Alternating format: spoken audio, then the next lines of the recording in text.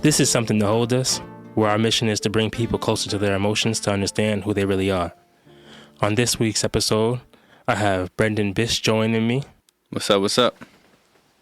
I appreciate you for joining me. Yes, sir. So just to follow up with the scheme that we're going to follow from last week is I want to kick it off with a community meeting. So I'm going to ask you some 3 questions. Okay, Brenden? Feel free to ask me the same. Got you. How are you feeling today? Feeling good, man. Feeling grateful. Very grateful. How about you? How you feeling? I'm excited. Word. What is your goal for today? My goal is to have a conversation that I will not soon forget. That's lovely. Who can you ask for help? You. You already can ask know you for I help. got you. Yeah, nah. And I want to say, even on air, whether it's off air, I appreciate you for coming through last week to help me out with the studio. You know what I mean? Put a couple of things together. That actually was a very big help. So I appreciate you. No doubt, man. Before I get into that, tell the audience one fact about yourself. One fact about myself. Damn, I definitely should have thought of this. One fact about myself that I'm trying to improve upon and actually happy about and proud about is that I've traveled to over 30 countries. I want to say 32 or 33, but I don't, you know how some islands is like, oh, that's not really its own country. This one really is. No, man. I'm confidently say it's over 30. Each one is its own place. Yeah. Do you have a favorite place you've ever visited? I have a couple. I have a few in South America and a few in Asia, but it's hard to pick one because like I've lived in several different places. But I will have to say it's between Colombia and Chile and South America and Japan. Okay, that's nice to hear. We definitely have to ask about some experiences in there. But like I said before, this show is about connecting with our emotions through our life experiences and daily conversations. I hope this drives people to be more intentional in their engagements with their community. And speaking of community, I've talked about putting an emphasis on building that for myself and defining what that means for me. And you're somebody that I want to acknowledge as part of my community. Like you said, you appreciated me taking the time out to come to your foundation and helping you put together your studio. And I want to get a little bit into that. Do you want to give us background on what that studio is and what the space you're trying to create? Yeah, no, I got you. That studio, and it's funny because a lot of people that I tell, like, oh, we got a studio. They're like, oh, damn, you're going to be making a whole bunch of music and you finally got a studio. You could make all your music. And to be honest, as much as I do love the fact that I have a place where I could record some of my own content, to be honest, is more so for the youth and the programs that we want to run out of that community center, which you kind of seen. And my goal for that space is not even for it to be kind of like a, huge studio where all these, world-renowned artists come through. It's more so just, having a space where people that do have ideas and projects and, poems, songs, voice things that they want to do, they have a space and they have a platform and, a mic to do so in a studio and to give them that kind of like professional feel, but at the same time, make it kind of a little bit more of a homey experience. So that's the goal. And I really would like to just empower our youth to kind of use their voice, lift their voice and kind of sharpen up their skills and their craft in whatever field that they, have the desire to step into. That's beautiful. And I'm very inspired when I hear you talk about that because that's a lot of what I feel like I stand for and similar to the work that I do and why I also see you as somebody I can look to for advice and insight on the stuff that I do because you're so involved in that. Word. And also the fact that I see you as a sensei when we talk about this poetry and writing just in general. I appreciate that, man. It means a lot. Did you want to get into what you go by at least in poetry? Or Yeah, we could do that. Definitely. All right. You know what? I'm not gonna rush it. But Can you tell me a little bit about your most recent challenge you overcame? My most recent challenge, I would say, I know it's a little cliche, but just being consistent. There was a lot of times where I was getting into this bad habit of starting something and not finishing. And, starting to build a habit, but then not completely following it through. And I think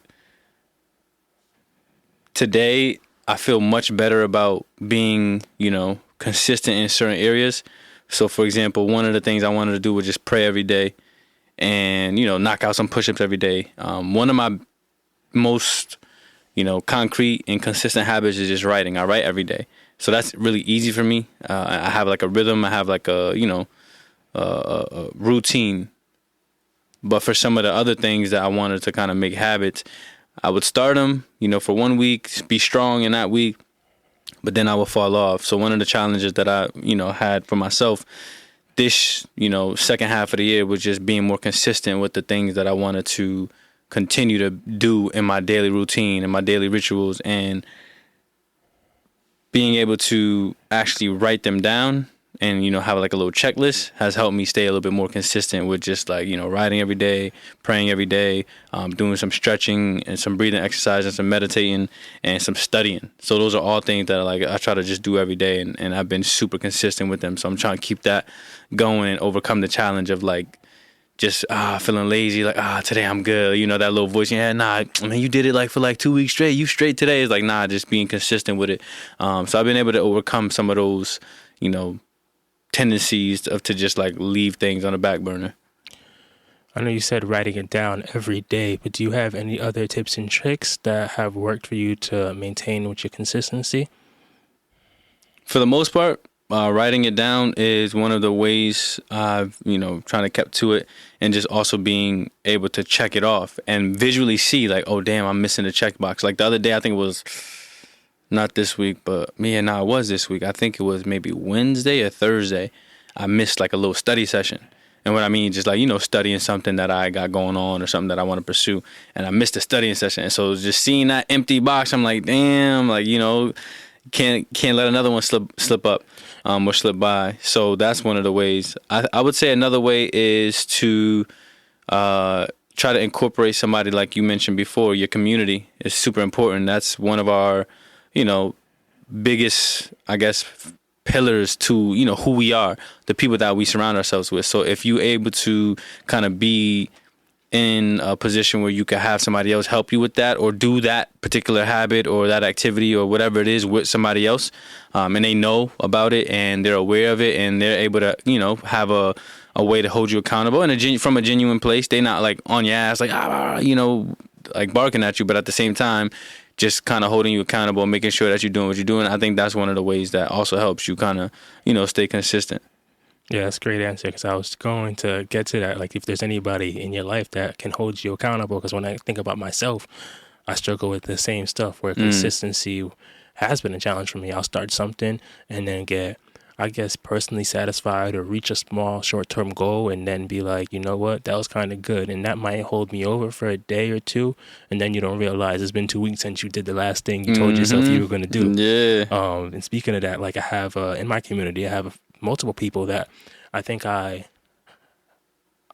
look to them as examples, I would say. Like one friend holds me so accountable for anything that I say to him or I do or I say I'll do, and he'll always check in on that, because he's one of those people that I'm telling you, if he's gonna do something, he's gonna do that shit all the way consistently, and he's gonna call you out if you're not doing what you said you would. And to your point, like you said, in a genuine way where it's not like, oh, you need to be doing this, or no, you said you would do this. It's more so, did you satisfy yourself? And another example is when we got up the other week, like you said, and you talked about, like, let's just set aside 15 minutes of time and do this writing exercise. Honestly, I enjoy writing, but it's difficult for me to put the time aside consistently. I usually try to go off inspiration, but you've also told me writing is easy for you at this point because it's a muscle that you've trained. So every day you can pick up a pen and pad and just go for it,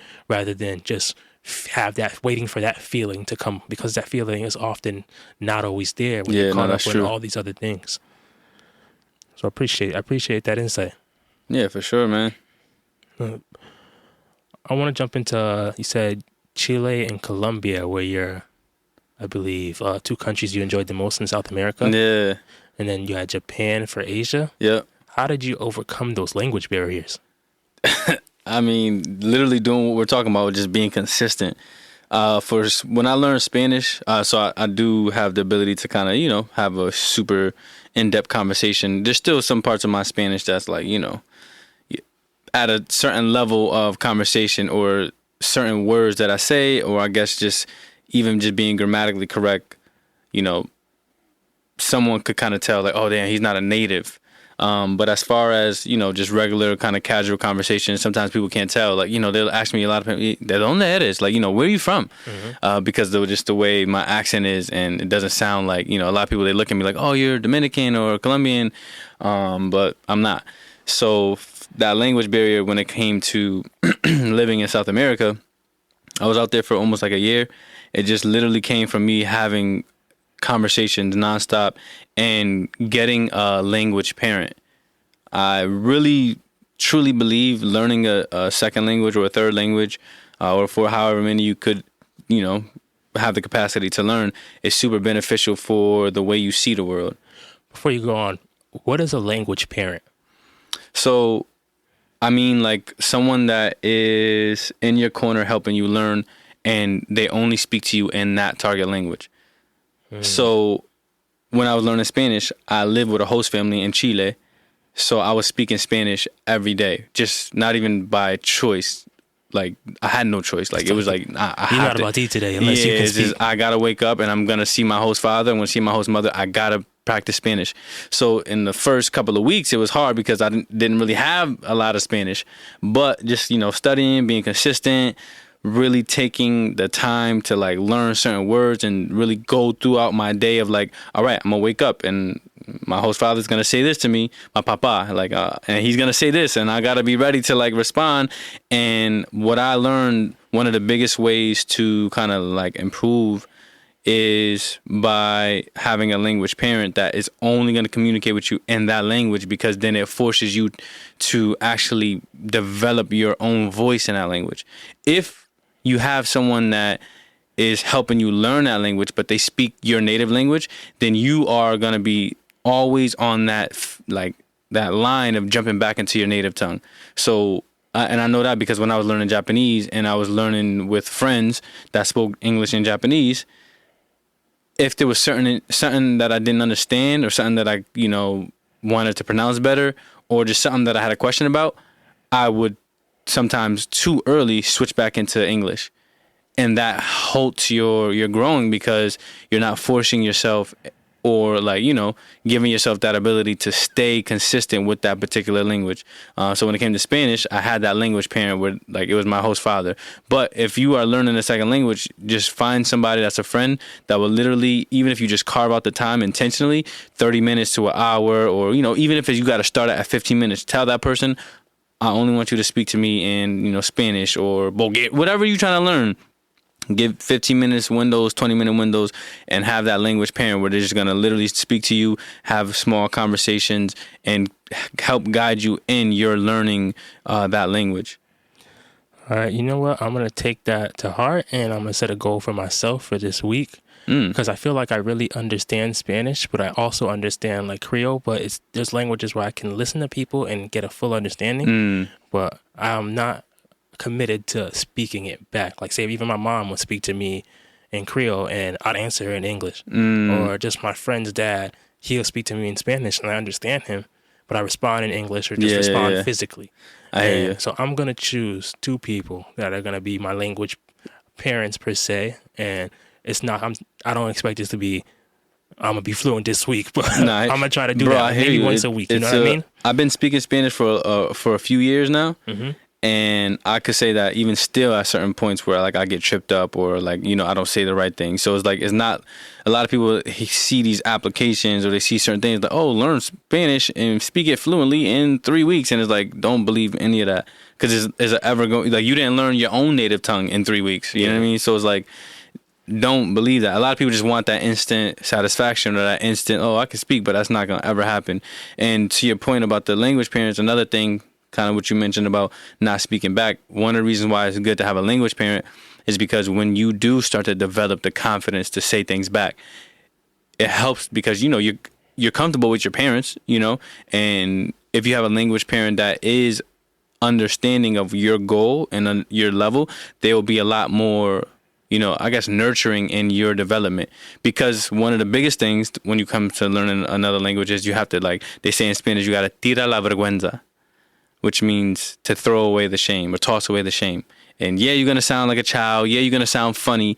But if you're comfortable around your language parent and you are able to sound funny or sound crazy or sound like super, you know, wet behind the ears when it comes to that language, your language parents are not going to be, you know, making fun of you or surprised. They already consistently hear you speak or can hear you grow. So, you know, once you get comfortable and you're able to toss away the shame of sounding like that, for your language parents, it's just going to make it that much easier for you to kind of try new words and new phrases and new sentences without having that shame of like, damn, I sound like a 2-year-old right now, even though I'm a grown ass man. You know what I mean? It's just like that language parent helps you kind of overcome that fear. Yeah, there's definitely a comfortability being in a judgment-free zone where Yeah, you man. can just truly be yourself, and they understand that. I want to ask, because you said these 3 countries meant so much, what are some, or at least one pivotal life experience that you've experienced there that make them mean so much to you? Oh man, I could go on for days. I'll try to keep it short and sweet, but okay. I guess I just needed one. All right, so then I'll ask you from Asia or South America. Let's definitely do Asia. Asia? Damn, okay. This is an interesting story, so I'll try to make it short and sweet. One of the biggest life experiences I had there was literally learning that certain people have a level of trust that's a luxury. And what I mean is, I remember being at a table full of friends and people from all over the place. We had one of my boys from Jamaica, one of my other boys who's getting ready to get married in South Africa. I'm hoping I can visit him soon for his wedding. And, you know, a couple of people from different places and a few Japanese people. And pretty much we were playing this game, super fun game, one of my favorite games. And the way that the game is set up is that the way you finish one round, it carries into the next round because the winner gets to take the 2 best cards from the loser of the last round. So it's a fun game where it's a continuum. And once you're on top and you get the 2 best cards every time, it's hard for you to like come in last place. So you kind of good. But what happened was one of my boys from Jamaica, he was supposed to give his 2 best cards to my homeboy from Japan. And, you know, he gave him like a jack and like, you know, a 10. And the dude from Japan is looking at him like, it's supposed to be your best cards, bro. Like, what's going on? And the dude from Jamaica like, yo, man, what you want? Like, you know, he's just like, take what you get. So we go through the game, we playing the game. And then, you know, eventually my boy from Jamaica, he throws out a ace. So everybody's looking at him like, yo, you were supposed to give your 2 best cards. That's not. And he's like, yo, what you mean? Like, you know, you gotta play the game. And I'm like trying to push everybody like, yo, yeah, he cheated, but like we gotta keep playing. But one of my homegirls, she was like, no, like we gotta stop this game right now. Like, I can't believe that you just cheated. So she said something that really stuck with me. She was like, from here on out, I'm never gonna trust people so much. And in my mind, I'm like, that was the example, like, you know what I mean? Like, that was the example that, you know, changed your life, where it's like, you're not so trusting anymore. What race was your homegirl? She was Japanese. Okay. But the reason why that shocked me is because, like, she really got turned up. Like, she swore and everything. And Japanese people, they're really reserved. Like, they don't swear. But she was like, shut the fuck up. We got to stop the game right now. And I'm like, yo, what's going on? She's like, no, this is not right. So I'm never gonna trust people so willingly. And it made me realize something, because I was out there in that culture for a little while. And it made me realize that there is a certain luxury that she has, or people and from that culture in Japan, they have, where it's like, they do have that trust. They have the trust where somebody else is gonna do what they're supposed to do the right way all the time, consistently. And I realized that it's a luxury because in my mind, I'm like, I done seen people cheat, steal, rob, and it's not even just, you know, people like my boys or my neighbors or people from my hood. It's like people in the government and people in high positions and all these different people that have, you know, our corruption, everything, you name it. And it's almost as if it's like expected, right? But for her and where she comes from and in her mind and her worldview, she don't have to worry about that. It's like there's a level of trust that she has for everybody in every position. And when I realized that, I'm like, damn, I almost was envious of it, because I'm like, yo, I don't have the same trust for not just people. Like, I do have a trust for people, but it's like people in positions of power. Like, I don't have the same trust for, you know, my government or the people that are in position in my city hall, whatever. Like, there's not the same level of trust, because we've seen over and over again examples of corruption or wrongdoing or attack on people that are melanated. But for her, everyone in her country looks the same, comes from the same country, and there's, you know, it's a country where they take care of their people versus over here in America where it's a lot different. And I was like, damn, I was envious, because like I want to trust like that. Like, I want to be able to let my guard down in a sense like that, because I seen it, like, you know, just how they live and the lifestyle that they have. And I'm like, damn, that must be like super reassuring, or like a lot of weight lifted off your chest, where you don't always have to, like, you know, something happens or a news gets announced and you kind of look at it from a tainted view, where you're looking at it like a Trojan horse, where it's like, yeah, that's a nice gift, but what's on the inside, or what is the objective or the agenda behind it? And you said it's a lot of what you've seen in your government or a community that has, for lack of a better word, jaded your view on trust. How does that weigh on you at a daily level? Because you said you do trust people, but when you're so deeply rooted in the fact that you have to second guess the people that are around you, or when you go into these new spaces, like, how does that affect you?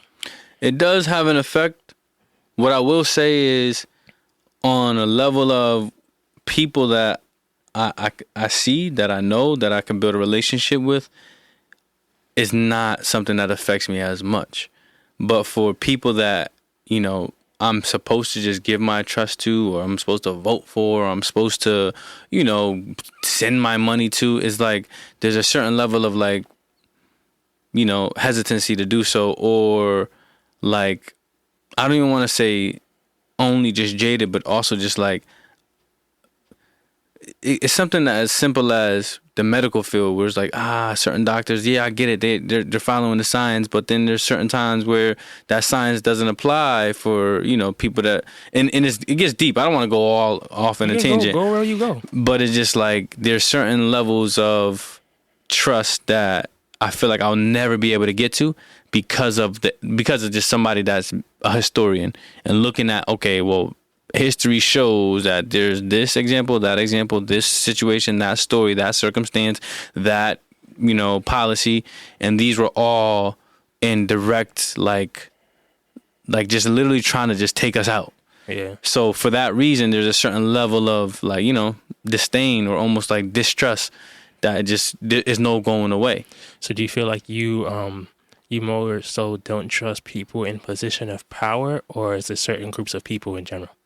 I would say it's just certain groups of people in certain entities where it's like they don't have our best interest, and I understand it now. And I'm not mad. It's like, okay, I don't even expect, my expectations are so low that I don't expect there to be certain things put in place for us to thrive, because I've seen so many examples where it's like, nah, we'd rather keep, you know, the relationship between, you know, this, you know, people in position of power versus people that, you know, well, you're here and, you know, good luck. Yeah, and I ask because it's something that I say I struggle with as well, and the fact that, like, my first thought can be to, all right, what's going on here really? Because when you look at history and you think about the Tuskegee experiments or the Bracero program, when they were bringing Mexicans over here to farm during World War II and then not paying them and sending them back, and wondering why they migrate over here so often, because we started it. You got what I'm saying? But I also have learned, like, in my age now, that, like,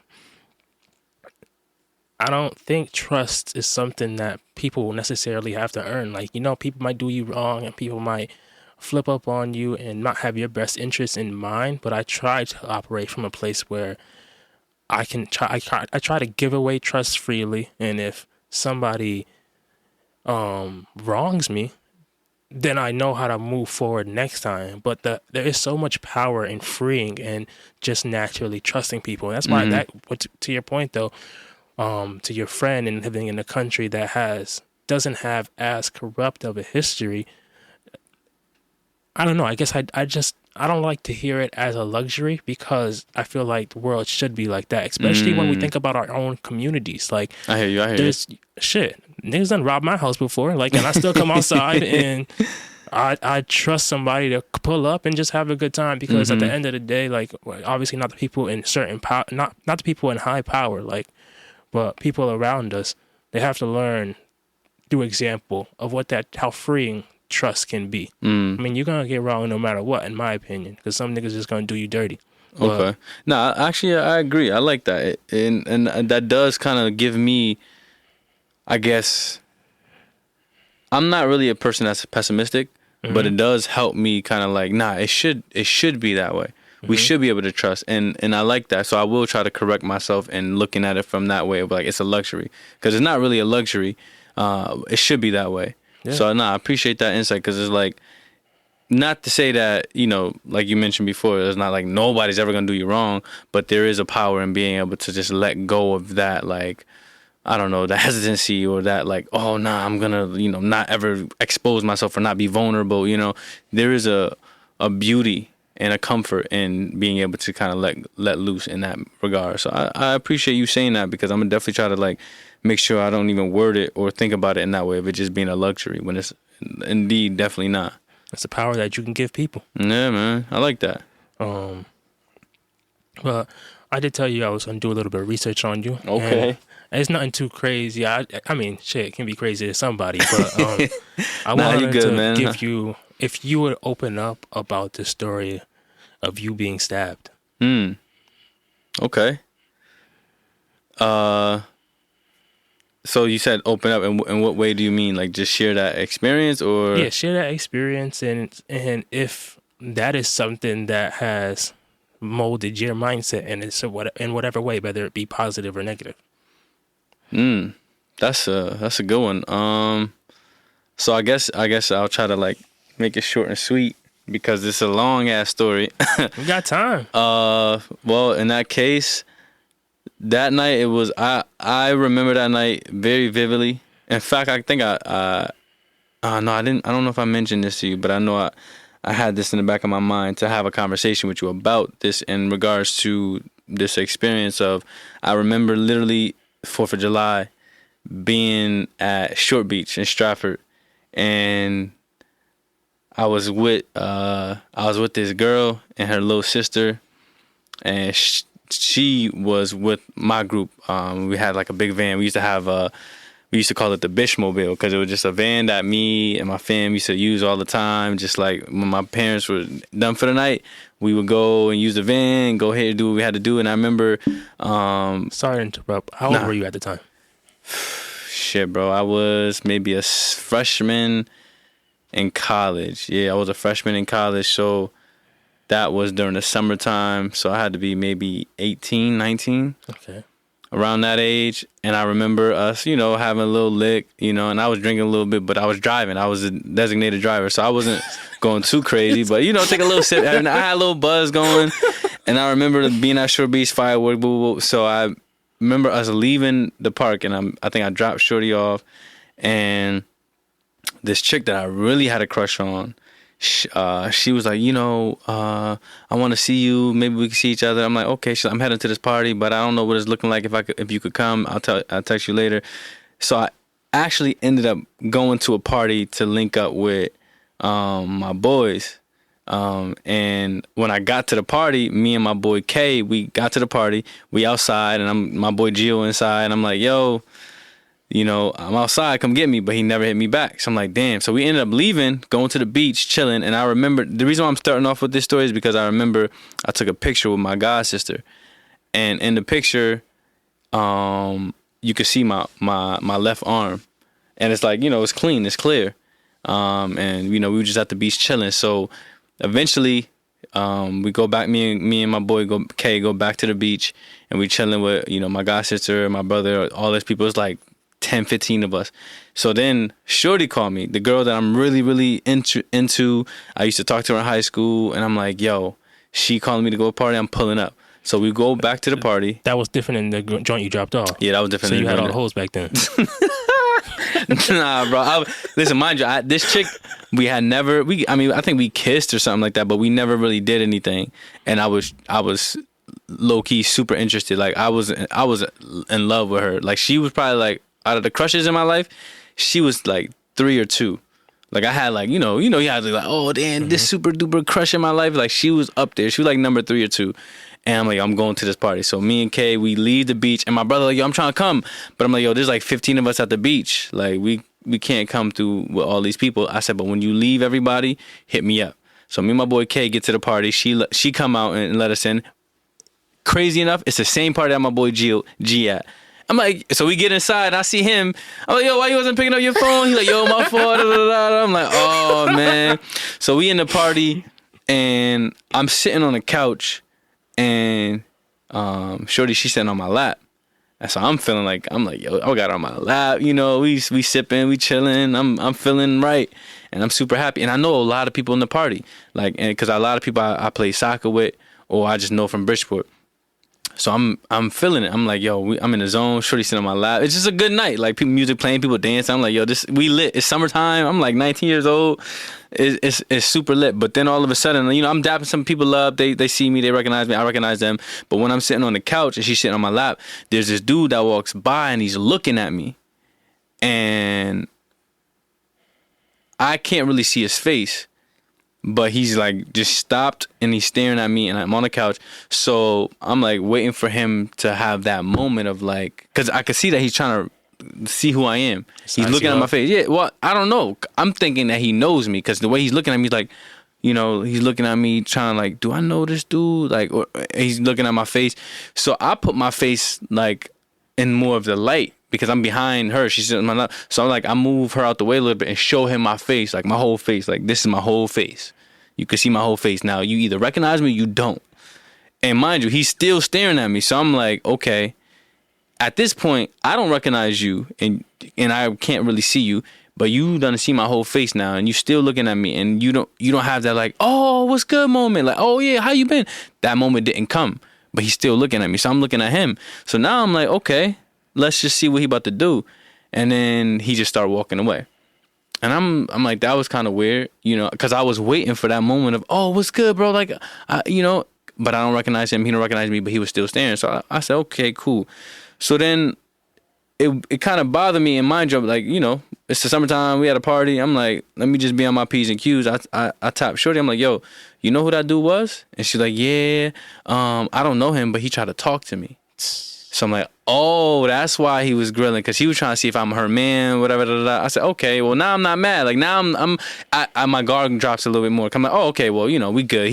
You had his number one crush on your life. Exactly. So I'm like, that's why, you know, and I get it. I'm like, shit, nigga, I'll probably be looking too. I'm like, damn, I'll be hating too. Like, damn, she was bad. So the party kind of goes on, and then my boy said he want to go home. He lived right up the street. So I'm like, all right, I'm going to take him home. I go drop him off. While I'm dropping him off, and I told homegirl, I'm like, yo, I'll be right back. Da, da, da. My brother hit me. He's like, yo, I'm done. I left everybody at the beach. So I'm like, bet, pull up. So me and my brother, we meet up. We go back to the party. So now I'm in the party with my brother. So my brother's dancing. I'm not really dancing because Shorty, she don't really dance like that. But, you know, I'm still doing my little 1-2 step, you know, vibing out. My brother danced with mad girls, whatever. So I'm like, all right, cool. So she go upstairs, and because I tell him I'm about to leave. She's like, all right, well, let me just go check on my brother. Her brother was there. I guess he was fucked up throwing up in the bathroom. So I said, okay, when you come back down after you check on your brother, I'm going to just give you a hug, whatever, and we going to dip. So I'm like, I tell my brother, my younger brother, I'm like, yo, we about to leave.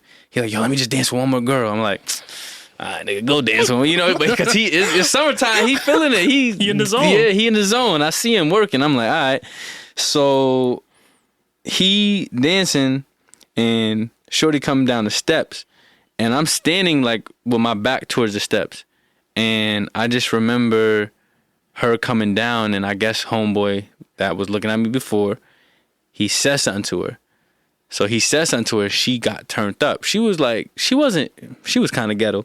She was kind of ghetto. So she kind of got hyped up. She like, you know, her neck is working, her fingers are snapping, her hand is in the air. So I peep the body language going on, and I can't hear what they saying. The music blasting, and I'm like not too far from them, but I see that it's getting kind of like, I see her ghetto-ness coming out. Like she didn't have it like covered up. She put it all on display.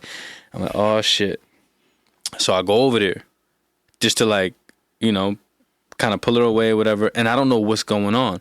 But as I get into the situation of just like, you know, trying to come in between them because he's barking, he's the hyped up, she barking, she hyped up. I get in between them and I start to pull her back. But as I'm doing that, she sees that. She takes her finger and mushes this nigga. So he get mushed. And I seen it. I'm like, damn, this nigga got mushed. Like, I know he tight.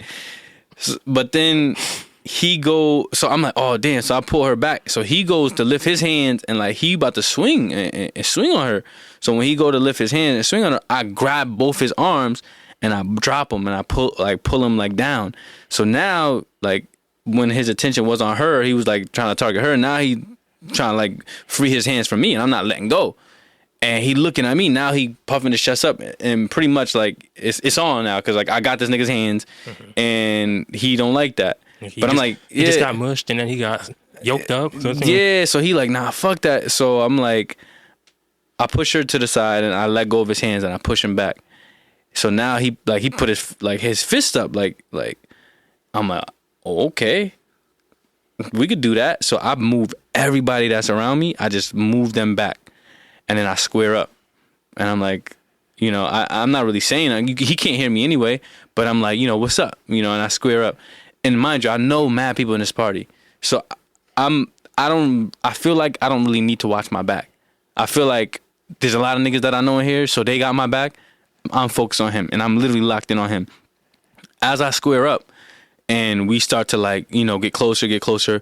One of my boys grabs me. And like, don't fight. This is my boy's party, though.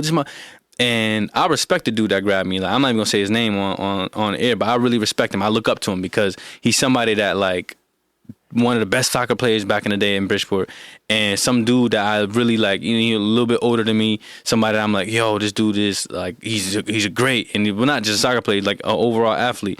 And I looked up to him, so he's like pulling me back, like, don't fight. And I'm like, yo, I'm not trying to fight. I'm telling him in his ear, yo, I'm not trying to fight. Like, he tried to hit shorty. I'm not about to let that rock. So he's like, yo, but don't fight. I said, okay, cool. I'm cool. Let go of me, cause I don't know what type of time you're on. So just let go of me. Like, and I'm letting him know, like, I respect you. Let go of me, just so I can be on my P's and Q's. I'm not gonna fight him. There's enough people in between us now where it's like, if he want to calm down, I'm straight. Shorty not about to get hit by him. We could be done with it.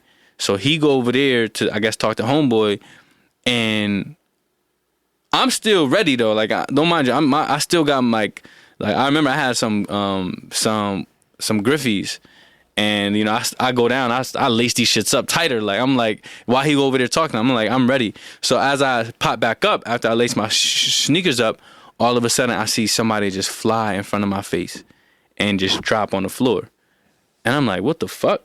I don't know who this person is, but that person that just flew in front of my face is on the floor and not moving. I'm like, yo, what the fuck just happened? And then I'm looking at homeboy, and I see him just watch the same shit that I'm watching, because there's people in between us, but we still kind of got our eyes locked, and I still got my eyes locked on him because I could tell he not letting this shit go. As soon as this dude fly in front of my face and hit the floor, I see homeboy pull out a knife. I'm like, what the fuck? I guess what happened was, which I didn't know, the dude that got knocked out, he was behind me with a bottle, and he was like threatening me. I can't hear this nigga, I can't see this nigga, but my brother did. Mind you, my brother don't know what just happened with me and homeboy because he was dancing with a chick. So he see me hyped up. He see some dude behind me. He see some dude with a bottle behind me. He not asking questions. He don't act, he don't care who's who, because mind you, I know mad people in the party. My brother don't know that many people in the party. He know G, he know like a couple other people, but he don't know as many people that I know in the party. So he hit this dude, and that dude that he knocked out that flew in front of my face, who I didn't even see, that was Homeboy's friend that he came with. So mind you, Homeboy pulled out a knife because he just seen the only person he was with at this party get knocked the fuck out. Like, and at a certain extent, I feel him, because he's like, yo, he knows that I'm got Shorty sitting on my lap. He see me dap up all these people, and he see his only boy get knocked out right in front of my face. Yeah. I don't even know who his boy is. I didn't even know. It's a different type of time now. It's a different type of time. So he pulled out a knife. Mind you, my brother just knocked this nigga out, and now people are going to pull my brother back, because like, yo, don't fight, don't fight. We just got shit calmed down, and you turn shit up to the max. But my brother don't know that many people in the party, so he got girls trying to hold him back. He got dudes trying to hold him back. My brother starts swinging at everybody. Like, he just don't care who. Don't touch me, get off me. Like, don't like pushing people, swinging at people. And he's swinging at people that are literally on my side. But he don't know, because he's seen some nigga with a bottle behind me. He get knocked out, and anybody else that step up is getting knocked out. My brother's literally swinging for the fences. The whole time, my brother don't even see the dude that got the knife. So he pulled out the knife. A chick tried to grab his arm. Like, no. And he's swinging the knife around. He's aiming at my brother. And my brother don't see him coming, because my brother's too busy knocking niggas out that's really on his side. Like, and my brother's swinging, get off me, mink, get off me, mink. Like, and he's getting closer and closer. Now, mind you, my boy comes back to me, he's holding me back, so I just had to shed him. Like, yo, nah, bro, you got to get off me. And as Homeboy with the knife is coming closer to my brother, mind you, my brother still don't even see him. I go in there and I try to grab his arm. When I grabbed his arm is when, like, he got me, because like he was coming down with the knife, and then I grabbed his arm. But as I grabbed his wrist, the knife still got me in my left arm, but I didn't feel it. I didn't even know. That adrenaline going. Yeah, so I push him on the steps, and as I push him on the steps, I'm ready. Like, he stumbled back, so I'm like, oh yeah, it's time to get my shots in. So I throw a hit, and as I throw my right, I go to use my left arm to hold the knife hand. Because now he's on the floor, like, well, he's on the steps. Like, you know how, like, if you have something behind you, you fall, and, like, you can't really... So he can't really stand up, and I got full access to his face. I'm about to just fuck him up. But I go to lift my left arm to grab his knife hand so I could just hold his knife hand and just start swinging. My whole left arm ain't working. Yeah. So, but I don't know what's going on, because I didn't know that, like, you know what I mean? So I push off of him, back up. I'm like, what the fuck? Like, I literally can't move my arm. Like, it's not responding. And then I get some space between us. Some more people like go hold him back. And my brother's like, I'm closer to my brother. My brother's still swinging at people. But then I look down and I see like just a huge gash. And I just see you ever seen Kill Bill? Yeah. You know how like see somebody stab wounds, yeah. and it just like starts squirting? I thought that shit was fake until that day, and I seen my own shit pulsing and squirting. That means they got an artery. Bro, this shit was squirting on the walls, shit was squirting on the floor. And I looked down for like 3 seconds. I was like, boom. And I looked back up. It wasn't even 3 seconds. It was like a second and a half. But in my mind, I looked down and I'm like, oh, like I never seen no shit like that. So I look away to kind of like collect myself, because I almost fainted. I ain't gonna hold you. I almost fainted, like just because my blood was leaving my arm and I couldn't control it, and I ain't never seen that much blood in my life. So I'm like, and it was like on my own body, and I didn't feel it at first. But then when I looked at it, I'm like, that's why my arm is not moving. I almost fainted, but I was like, okay, well, there's too much going on for me to just sit here and be all lightheaded. So I grabbed my brother. I push him towards the door, because he had some shit going on in his situation, like where I was like, nah, I can't let that shit affect, like, cops gonna come. Cops eventually did come, but we dip. We leave. We actually push it to like Bridgeport Hospital, and we blowing past red lights, everything. And then we get to Bridgeport Hospital, and I'm outside. I'm like, yeah, I'm not going back in there, because I was just in there before at a certain point in my life because of some other shit that happened. Crazy story. And I'm like, yo, I can't. My father works at Bridgeport Hospital, and I'm like, I'm not about to go in here. Oh yeah, this nigga got stabbed, and then my father's gonna know. So I'm like, we literally outside the ER, and I'm like, nah, fuck that, we going to St. Vincent. So we turn around. I remember like we had 2 cars. We turn around, we flying through the lights, and I felt like I was good. Like I'm good. Like y'all can slow down, but like, you know, people that was driving were like, nah, nigga, like you hit, like you we don't know if you, like, nigga, I'm gonna make it. You feel me? This shit hurt, but like I'm gonna make it. So yeah, I just remember going in there, them patching me up. You know, of course the cops come in. You know, I'm like, fuck y'all niggas. You know, I ain't answering no questions.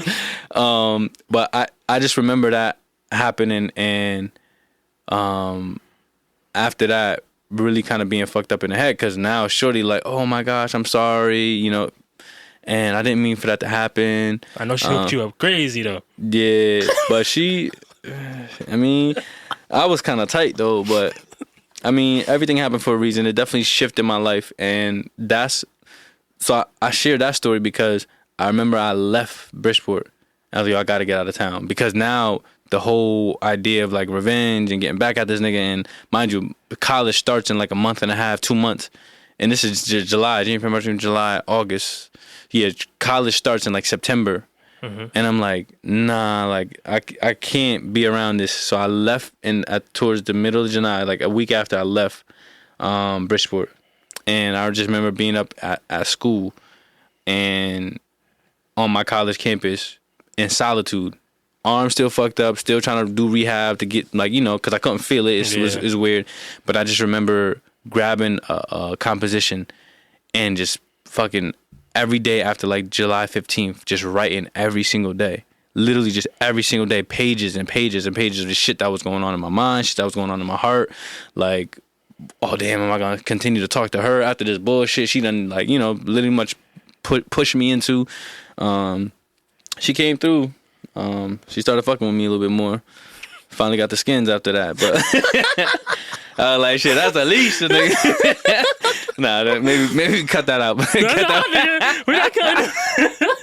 That's funny, man. But I appreciate you sharing that story with us, man. That's definitely very traumatizing experience. Yeah, no, it shifted a lot, man. I got 3 comments from that. One, how Gio didn't want to invite you to the party, and then he did when shit was going down. Let's go with him. Let's go with my guy. Nah, when shit was going down, I mean, it was a lot going off, but eventually when shit went down, like, our whole objective, and I told him too, like, yo, we got to get out. Like, my brother got shit going on with prior cases, we got to get out. So the mission was to get out after that bullshit, and we got out effectively. So, and then that motherfucker was driving the other whip, and mind you, niggas was sauce. Like, we was really sauce. Like, but it was like, yo, this is a different type of situation going on. We got to drive correct. Like, and niggas was drunk as hell, but niggas had to just get to where they had to get.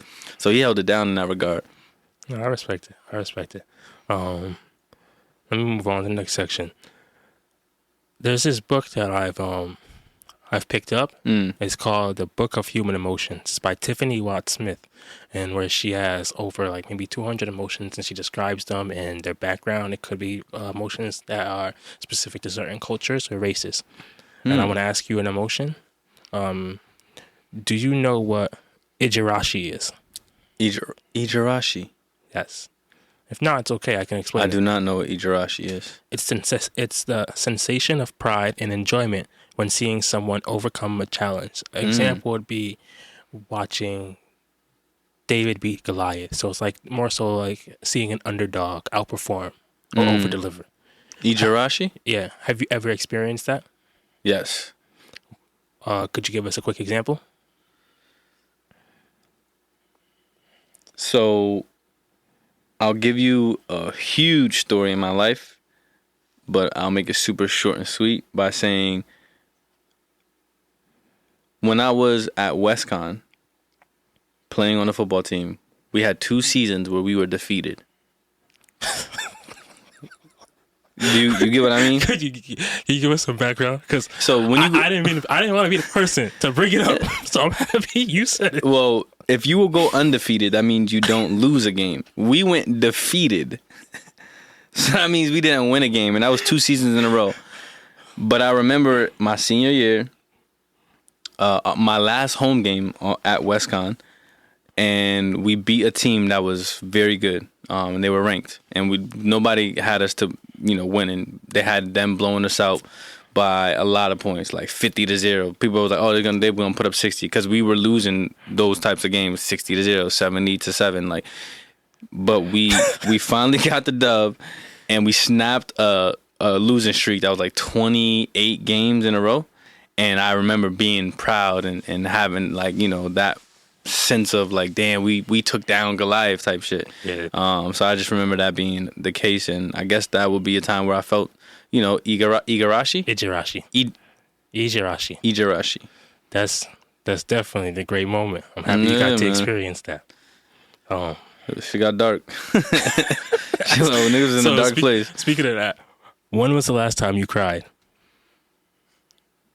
The last time I cried, like let out a few thug tears, or like cried. If the water well came from your eyes, it's a tear. It's all good. I think the last time I cried, I don't know which one happened first. I think there's two moments that I'm thinking of, and I don't know which one is first. I remember I was watching Fresh Prince of Bel-Air with my younger brother in Korea. And we was watching an episode where Will was like, "Why you don't love me, man?" You know, at the end, I think one of the last episodes where he's talking about his father, and that joint got me. I shed a thug tear or two in that moment. Aside from that, I don't know which one. I think that one happened the latest, but I just remember a different part. You know, during travels, I was going somewhere. I don't remember exactly where, but I was watching Coco. I think I was coming back. What's Coco? The movie Coco. I'm not familiar. It's a Disney movie. Little Mexican dude, he playing the guitar. Remember Me, he has his famous song. Well, you got to see Coco, bro. If you ain't see Coco, you got to see Coco. I highly recommend it. I'm going to send you something so you can watch it. I'll check it out. But I just remember at the end of that movie, I was watching, and I was super invested because, mind you, I'm watching it in Spanish. I just learned Spanish. I got enough level now where I don't need, you know, to watch it in English and use Spanish subtitles. I could listen to it in Spanish, understand everything that's going on. That's fine. And I just remember at the end, he's playing the guitar. I don't want to spoil it for you, but it just was a super emotional moment towards the end. And I remember like feeling the water well coming. And I was like, damn, man, this is a super special moment. But I was like, you know how you get that instinct to just fight it and just put it back? I was doing it. I was fighting it. But then something in my mind was like, nah, bro, let it out. Like, don't, you know what I mean? Stop fighting it. Just let it go. And I remember I was like, all right, I made it. It was all in my eyes. And I felt like, damn, I just need to let it go.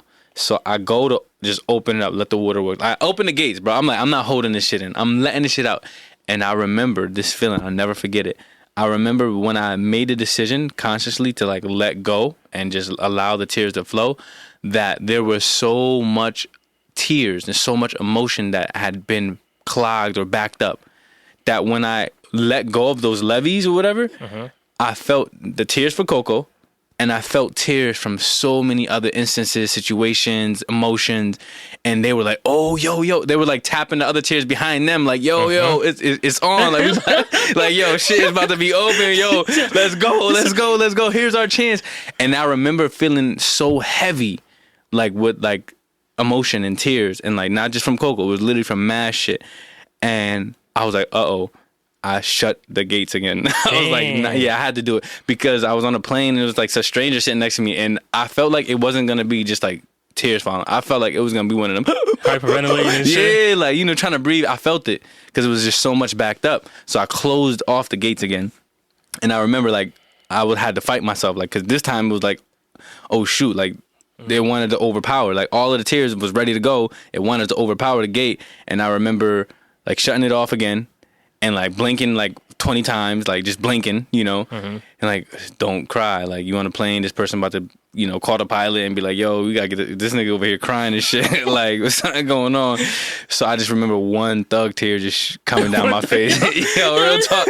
It was like I closed the gate off, but still one tear got out. Just like one big tear. Just one big tear. And I was like, yo, that was close.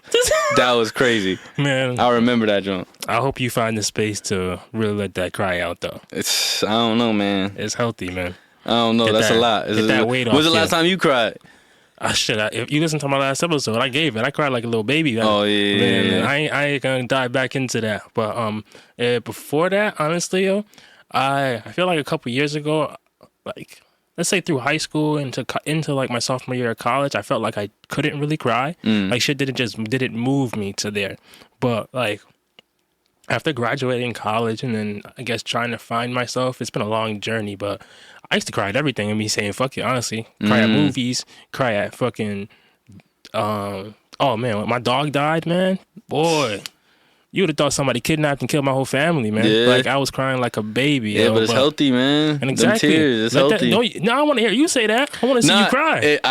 Bro, listen, I done put a lot of time into like trying to like, you know, reshape the way, you know, the way we was taught. Like, oh no, men don't cry. That's a real thing. That's a real type of, you know, 100%. Lesson that people hold on to. And I just remember being overseas and finally being in a position where it's like, nah, I gotta let go of that, because there's literally industry set up to make people cry. Like in Japan, there's like they got crying sessions. Like you go to, you know, this group and like it's like AA, but just like for people that can't cry, and all of a sudden they just go through different exercises and different conversations and different, you know, watch different clips and stuff to try to really target their tears and get them out. I was like, damn, this is a real issue if if they got the whole business on it. Yeah. It's real. Let's switch it up.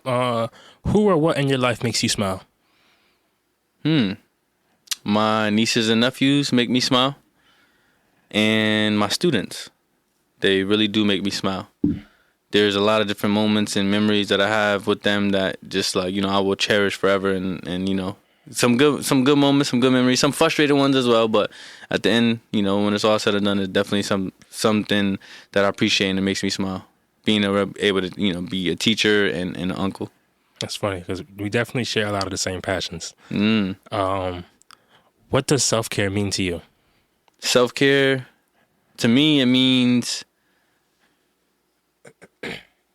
taking the time and the energy to invest in yourself and into your being, not just like a physical. Like I'm not the best at physically taking care of myself, self-care, but I feel like I do a lot of self-care emotionally and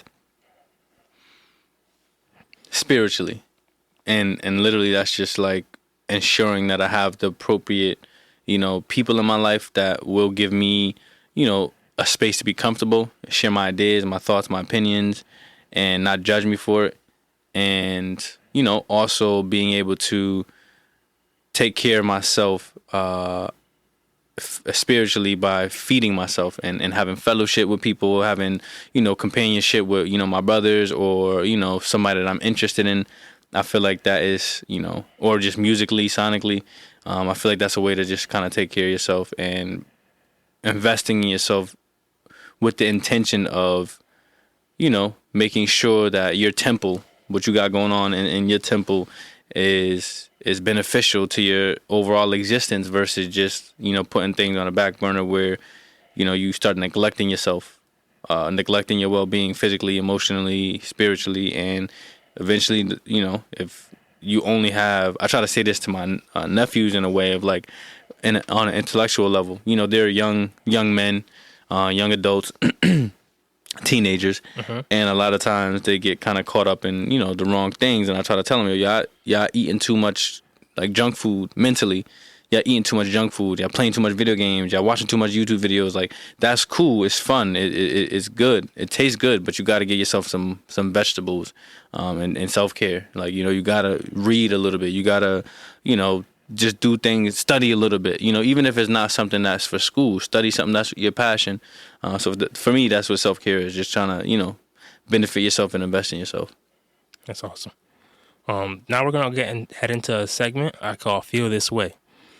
I will say a word, phrase, or statement, and I want you to tell me what emotions, thoughts, or memories it sparks. You ready? Got you. Expectations. Pressure and heaviness. Failure.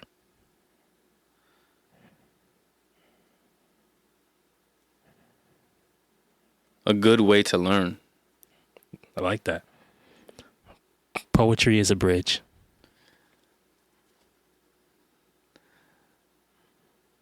A way you can get to me even if there are oceans and storms in between. This next one, let me know if I'm mispronouncing it. Nana Korobi Yaoki. Nana Korobi Yaoki. I could be saying it wrong. 7? Nana? It's Nana. Can you say it one more time? Nana Korobi Yaoki. Korobi Yaoki. Oki means big? It's fall 7 times, get up 8. Okay. Wait, so then say it one more time. Nana Yaroki. Nana Korobi Yaoki. Okay. You did actually pronounce that pretty good. But is Nana... Yeah, can you say it one more time? Nana Korobi Yaoki. Yaoki. Okay, Yaoki. Fall 7 times, get up 8. Oh, the Ya is the 8. Oh, that's why. I don't know. Well, it's just there's multiple ways to say 8. Oh, okay. There's multiple ways to say 7. Nana is one way, but then you can say Shichi. But then for 8 is Hachi. But then it is Hachi, you're right. But if you use it in a different way, you can do Ya. Like if you say 8 days, it's Yatsu. So it's not Hachi Nichi. That language is mad hard. People say English hard. Japanese, I feel like, is hard as well. I only know these certain things because of One Piece. Okay. Like I Gomu is respect like it. 56 or something like that. Mm-hmm. Nah, I'm glad that you had that little Japanese. Yo, man, I miss it so much. I appreciate that. But what does he, bro? How does that make you feel? Well, how does that make me feel? Well, that's how it makes me feel. I'm missing the Japanese language and being able to hear it and being able to, have different tidbits and pieces. It makes me feel like I want to jump back into that language. My boy that I mentioned earlier, he came to visit me. He's getting married in South Africa in December. Him and his wife came to visit me, and they were speaking Japanese, and I felt so good to just be back in that space where my brain could operate in Japanese mode. Because living back here in America, just not a lot of Japanese. Very rare you get to use that. Yeah, so to hear you say that makes me very happy. I suggested to a friend that studied in Polish, he should go to Polish supermarket. Oh yeah, for sure. So he should go to New York too. So where's he from? Where's he from? Yeah, he's from where I'm from. Okay, Connecticut. Yeah, he should go to New York. There's a lot of places that have Polish, food, Polish people. I say that to say, have you tried shopping at like a Japanese market and using just Japanese? Nah, I wish. There's been times where I was in New York and I've been able to use my Japanese. Mm-hmm. So that's been fun. But aside from that, it's just been, phone calls and conversations with friends back in Japan. All right, let me not get too off track. The last word is balance. Essential. And you never, before we go, you asked me last week a question. I asked you, what did you want to know? And you said, what am I looking to accomplish through poetry and writing? I want to ask you that. What am I looking to accomplish through poetry? And writing. And writing. Either one. Or together. Lupe Fiasco has a line that I feel like I'm trying to align myself with and trying to accomplish, which is, Lupe says, I forgot which exact freestyle. I think it's maybe Dear Summer, but he says, this isn't a pen, this ain't a pen, this is a paintbrush, and I intend to rearrange how they paint us. So when it comes to writing, that is something that I try to embody, and I try to keep, if not in my head, in my heart, when I do sit down and I craft certain things and try to make sure that I'm uplifting not only just myself, but, people who come from where I come from and people that, have the zest for life in the same regard. As far as poetry, what I hope to accomplish is just pulling people back into the present moment. I feel like this day and age, especially as we go further and faster into the future, so many people have their attention or have their time or have their present moment like taken from them. And we are sometimes at the mercy of having our present moment taken from us, because it is one of the ways in which we have to survive. Like a lot of our lives and the percentage of our lives is actually governed by things we see online or things that come from, technology. And even though that percentage is increasing every day, where we have to be a little bit more, savvy with technology, have to be a little bit more dedicated to being, having our attention locked into a screen, I feel like poetry and I feel like art is one of those things where it literally helps and alleviates some of that pressure of feeling that you have to pull yourself out of the present moment and jump into that virtual world or that technological world. And poetry is something that's the best at pulling people back into the present moment, if just for that performance, or if just for that poem, or just for that show, and having everybody be present and off of that type of space and back into just, fellowship and companion and communion, whether it's actual food and you eating and you breaking bread, or just food for thought and you kind of go over conversations and poetry and meanings and different things of that nature. So I feel like poetry is able to do that, and that's something that I wish to accomplish, which is another reason why when I do poems, a lot of times I'll ask people respectfully to not record, but just to be present. Because it's gonna hit you different if you don't have a screen in your face and you're not trying to capture it to make it so you can have it later. But if you actually spend that moment and be present and have nothing there but just listen to the words and have it kind of resonate with you, it's something that really means a lot to me, to have eye contact with people when I'm performing versus a screen that I'm looking at. So that's something I feel like poetry is capable of, and something that I intentionally try to make sure I'm doing when I perform, when I spit my poetry.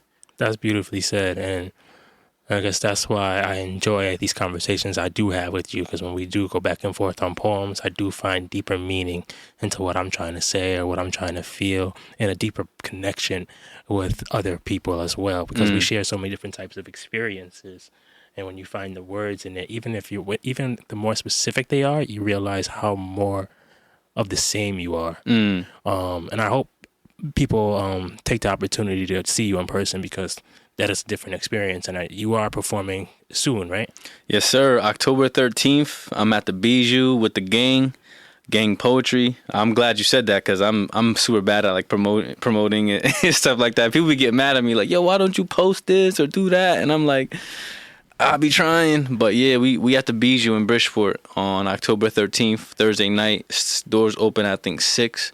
And I'm a go out and say that this is going to be one of the best shows in Bridgeport this year, 2022. And I'll definitely be there and support of you. Appreciate you, man. It's going to be lit. Jenny Boom Boom going to be there. The whole gang poetry is going to be there. And we got some dope poets that are going to come out and rock the stage. I've seen and heard some of the poems, not all of them, but some of them, and them shits is fire. All right. And before we go, I want to share a poem with you guys that Brenden has helped me with. Let's get it. This one's not memorized, but there we go. There is an internal war that's spilling out onto the streets, fueled by the youth and the lack of identity. Too many in search of a plug, when in reality, they need an outlet, a hobby that could charge them up and change their static mindset. But it's so much easier to be a product of inadvertent false realities brought on by a severe lack of intention. You either waste away on the block wasting days, fooled by old heads feigning love through comprehension of your pain, just to see the light after you're locked up in a cage, or self-medicating just to minimize the same demons who advise you to load clips with aggression, then pack whips with vengeance, just to end up 6 feet deep. The irony in that I'm still digesting. It makes it hard for me to preach and pray for peace, because where I'm from, you're more likely to see a pistol without a holster before a glass with a coaster, and the only currency is desire. So she fucks us, then we hold her. This is something to hold us.